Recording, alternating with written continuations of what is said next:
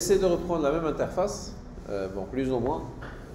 Donc là, j'ai essayé de mettre du texte, j'ai essayé de mettre un label, un champ de texte pour saisir la clé de chiffrement, un bouton qui permettrait à la fois de crypter et décrypter, puisque c'est une opération qui est symétrique. Et la deuxième partie, donc c'est juste pour la partie messagerie. On essayera d'envoyer cette image par message. Juste une chose, supposons qu'on veut écrire sur un label, bon, ça c'est indépendant de l'exercice. Sur un label, on veut écrire sur plusieurs lignes. Par exemple, là, au lieu de mettre ça, donc je veux écrire une phrase qui est assez longue et je veux l'étaler sur plusieurs lignes sur le label. Comment on peut le faire? Bon, si on essaie de vérifier dans les propriétés, a priori, il y a quelque chose qui s'appelle multiline.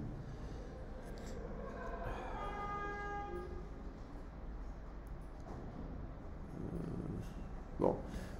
Supposons qu'on n'a pas pu la trouver. Donc là, il y a une autre manière d'écrire un message sur plusieurs lignes.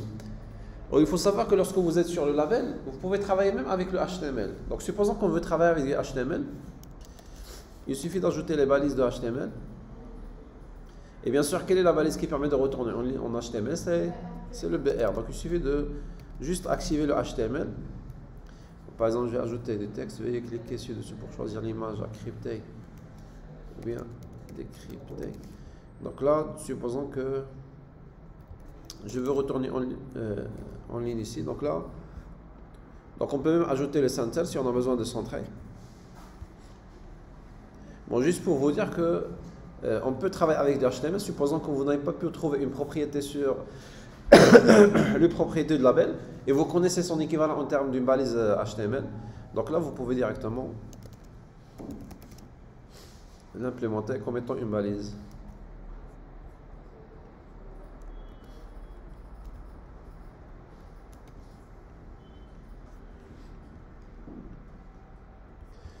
Donc maintenant, pour choisir l'image, on a dit qu'on ne va pas prévoir un bouton, on ne va pas cliquer sur un bouton, mais plutôt on va cliquer sur ce label. Donc c'est pourquoi on avait choisi qu'en quoi l'événement ça devrait être mouse clicked.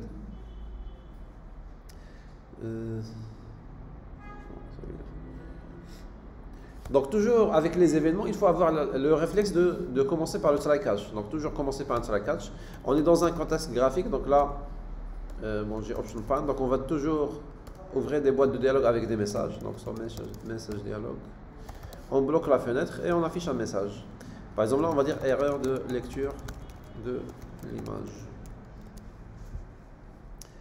Donc on a dit que lorsqu'on va cliquer deux fois sur le label, première des choses, on va ouvrir le JFile Chooser. Non, ça c'est pas le fichier, c'est le file chooser. Donc new JFile Chooser. On va pointer sur la racine gf.showOpenDialog pour ouvrir la boîte de dialogue et on va bloquer la fenêtre. Par la suite, lorsqu'on va ouvrir la boîte de dialogue, donc il serait bloqué à ce niveau-là. Une fois on va approuver, bien sûr on peut même annuler, mais ça peut déclencher l'exception du pointer exception. Donc là on va essayer de récupérer le fichier à partir du file chooser. C'est get selected file. Bien sûr, il faut importer java.io.file. Et donc l'étape qui doit venir par la suite, c'est d'afficher l'image. Donc on a dit que lorsqu'on cherche à afficher une image, on peut travailler avec image, mais le problème c'est que l'image n'est pas redimensionnée. Et généralement l'image est plus grande que la baie, donc on va voir qu'une partie de l'image. C'est pourquoi on avait opté pour le buffered image. Donc buffered image c'est une image qu'on peut redimensionner. Bon, on va juste importer buffered image, donc est égal à image io. Et on va lire le fichier. On va essayer de la redimensionner et de la mettre dans une deuxième image. Donc c'est à travers getScale instance qui permet de redimensionner l'image. Donc en spécifiant la largeur et la hauteur de cet élément. Donc ça, je vais l'appeler label image. Et donc comme largeur, on va prendre la largeur de ce champ. Comme hauteur, on va prendre également la hauteur de cet élément.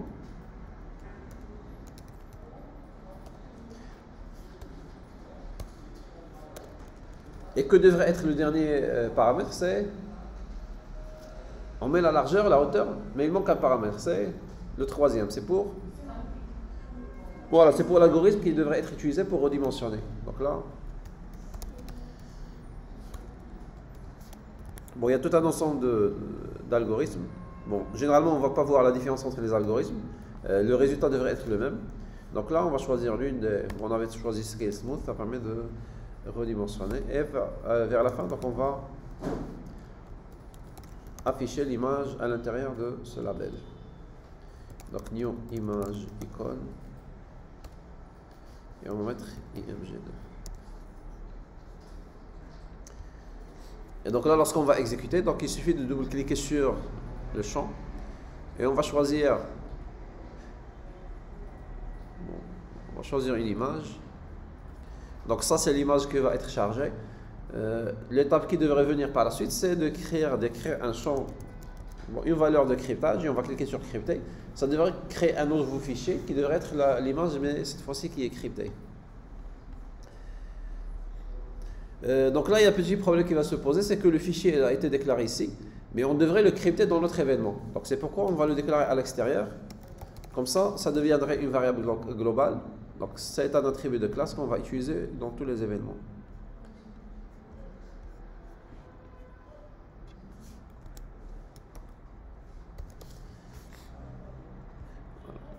Donc là, on va essayer d'implémenter l'événement de ce bouton. Donc lorsqu'on clique sur le bouton, bon, on peut également désactiver le bouton. Une fois on va choisir une image, c'est là qu'on va activer le bouton. Bon, on va choisir un fichier, c'est là qu'on va activer le bouton. Bon, on suppose que l'utilisateur il va choisir avant de cliquer, sinon ça va déclencher une exception. Et dire que ça va déclencher une exception, donc toujours, on commence par le message d'erreur avec le try catch. Donc par exemple là, on va dire que erreur de chiffrement.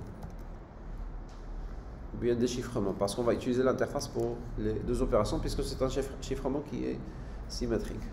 Donc on a dit que la première des choses, c'est de prendre le fichier et le convertir vers un flux binaire, un file input stream. Donc là, on va écrire un file, on va créer un file input stream à partir du fichier. Bon, je vais l'appeler flux 1 est égal à new file input stream à partir du fichier qu'on a pu lire. Donc là, le flux 1, il contient la suite binaire qui est le contenu de l'image. Par la suite, on a besoin de convertir ce flux vers un tableau de bytes. Donc là, on va construire un tableau de bytes. Et lorsqu'on dit construire un tableau, donc on n'a pas besoin que du type et du nom. Bon, je vais l'appeler B, ou bien je vais l'appeler pixel. Donc new bytes. Et donc, qu'est-ce qui manque au niveau de la déclaration? Pour pouvoir déclarer un tableau, qu'est-ce qui manque sur cette déclaration? Pardon? Le type c'est byte, c'est un tableau d'octets. C'est plutôt la taille, donc on a besoin de spécifier la taille. Et donc la taille, on a besoin de connaître il y a combien d'octets sur ce flux. Donc automatiquement, on va se mettre sur flux 1 et on va chercher dans toutes les méthodes. Bon, il n'y a pas de getSize ou bien getLength, mais il y a la méthode available qui permet de retourner une estimation des nombres des octets auxquels on devrait s'attendre. Donc là, on va la choisir et on va récupérer la taille. Mais pour l'instant, il n'y a pas de lien entre le tableau et le flux. On a juste récupéré la dimension du flux pour pouvoir connaître la dimension du tableau. Donc là, il faut remplir le tableau à partir du flux. Donc c'est là qu'on va solliciter la méthode write. Ah bon, il faut lire le tableau à partir du flux. Donc là, cette instruction, ça permettrait de lire le contenu du tableau à partir du flux qui contient la suite binaire. Bien sûr, il va lire octet par octet. Supposons qu'on va pour l'instant ignorer cette partie, juste pour tester est-ce que le processus va donner lieu à un autre fichier qui ait le même contenu du départ. S'il n'y a pas de cryptage, ça devrait donner le même résultat. Donc là, on va directement essayer de construire un file output stream. Bon, je vais l'appeler flux 2 est égal à new file output stream. Et donc là, on va par exemple essayer de créer un fichier. Bon, soit on va essayer de créer un fichier sur l'emplacement du projet.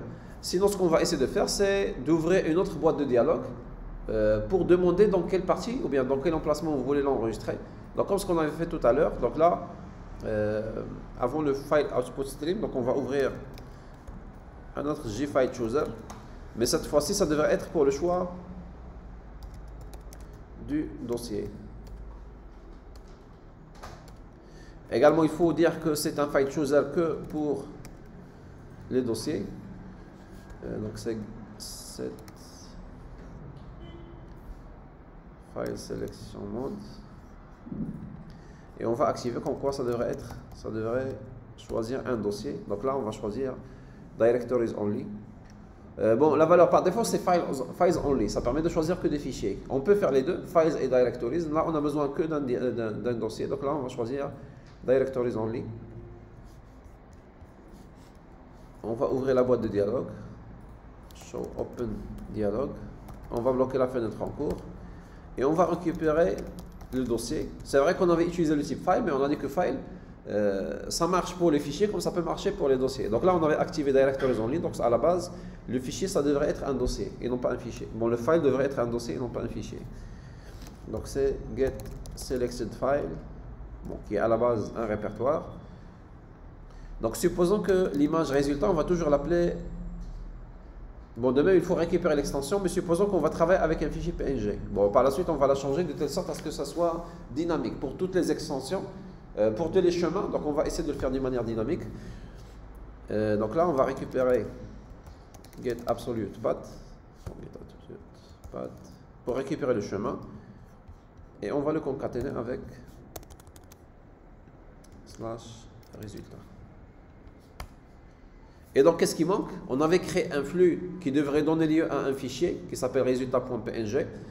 Mais pour l'instant, on n'avait pas fait le lien entre le tableau de bytes et le file output stream. Donc, pour remplir le tableau à partir du premier flux, c'était le read. Donc là, ça devrait être write. Donc là, lorsqu'on met flux2.write, et on va écrire à partir du tableau. Donc, on va prendre le contenu du tableau et on va le créer dans le flux 2. Et c'est quoi le flux 2? Donc, c'est ce fichier qui se trouve là.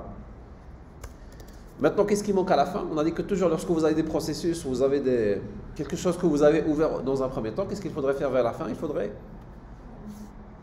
les fermer. Donc tout simplement, il faut un close pour le flux 1 et également pour le flux 2. Bon, principalement pour le flux 2 parce que c'est lui qui permettrait de créer le fichier. Donc là, on va essayer de tester. Bien sûr, on n'a pas encore ajouté la partie pour chiffrer. On va choisir une image.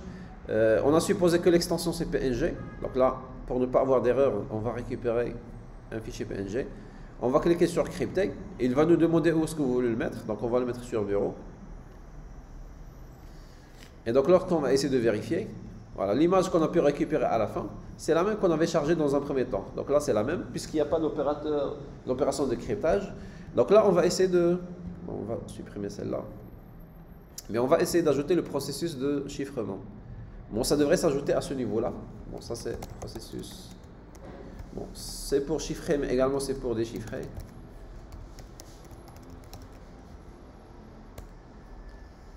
Donc on a le tableau de pixels qui contient plusieurs cases. Et on a dit qu'on va appliquer l'opérateur, le E exclusif, avec la clé qu'on avait saisie, sur tous les pixels, pixel par pixel. Donc lorsqu'on dit pixel par pixel, élément par élément du tableau, qu'est-ce qu'on a besoin d'utiliser?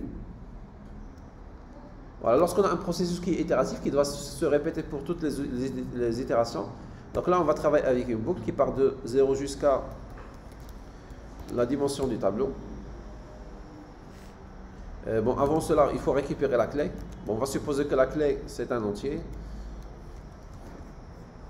Bon, on peut également ajouter... bon, on peut même écrire des chaînes de caractères. Mais la chaîne de caractères, il faudrait la convertir en des suites 0-1. Parce que l'opérateur XOR, il est défini pour... C'est un opérateur binaire, c'est-à-dire bit par bit. Donc c'est pourquoi il faudrait qu'à la base, on devrait les convertir. Bon, pour l'entière, on va supposer que c'est à la base une clé qui est entière. On va essayer de la récupérer. Je vais l'appeler text clé. Et donc là, puisqu'on suppose que c'est un entier, donc on va mettre le integer.parseInt de text clé.getText. Maintenant, à l'intérieur, pour chaque itération, on devrait prendre le IMPixel et on devrait le modifier. Donc, quelle devrait être la nouvelle valeur de ce pixel? On va prendre chaque pixel et on va lui appliquer un XOR avec la clé, mais on devrait la garder dans la même case. Donc, qu'est-ce qu'on devrait faire? Pixel de i, le IMPixel, qu'est-ce qu'il va recevoir comme valeur? Supposons que vous avez un tableau T dans lequel il y a des entiers et vous voulez ajouter un sur chaque élément. Qu'est-ce que vous allez mettre? T de i est égal à T de i plus 1. Donc la même chose ici, on va mettre qu'en quoi c'est la IM, c'est l'ancienne valeur de pixel de i, de la IM case de pixel, à laquelle on va appliquer l'opérateur au exclusif avec la clé. Bon là il faut juste vérifier au niveau des types. Bon là c'est un tableau de bytes, donc on va prendre le résultat et on va le convertir vers un octet, vers un byte. Là, on va essayer de refaire le même processus que tout à l'heure. On va choisir une image. Bon, j'essaie de prendre la même image. Bon, il faut que je choisisse une clé. Bien sûr, la clé, il faudrait la garder pour qu'on puisse la donner à celui qui va recevoir l'image cryptée pour qu'il puisse la décrypter. Par exemple, si je mets 2022 et j'essayerai de crypter, il va nous demander où est-ce que vous voulez enregistrer. Donc là, je vais mettre sur desktop. Donc là, on retrouve une autre image, mais bien sûr, on n'a pas un aperçu de l'image. Donc si on essaie de l'ouvrir avec l'aperçu, donc il va nous demander que impossible de rouvrir le fichier. Donc si on essaie de voir le détail, donc il se peut que le fichier est endommagé. Donc là, on avait modifié non pas juste les pixels, mais on avait modifié toute la structure du fichier. Même l'extension, il a été modifié. Et donc c'est la raison pour laquelle il n'a pas pu récupérer l'image et l'afficher. Et donc si on essaie de l'envoyer par mail, c'est ce fichier qu'on va essayer d'envoyer. Celui qui va le recevoir, qu'est-ce qu'il va faire? Il va refaire la même chose. Il va charger l'image. Voilà, on va choisir l'image qu'on vient de crypter. Résultat.png. Bon, déjà erreur de lecture, tout simplement parce qu'il ne peut pas l'afficher sur le label. Et on va essayer de décrypter. On va la mettre sur le desktop. Voilà, là on va retrouver la première image. Donc là, on a dit que c'est un chiffrement qui était symétrique, tout simplement parce que la clé qu'on avait utilisée pour le chiffrement, c'est la même qui a été utilisée pour le déchiffrement. Et également, ce sont les mêmes règles. C'est le XOR qu'on va appliquer sur le chiffrement, mais également sur le déchiffrement.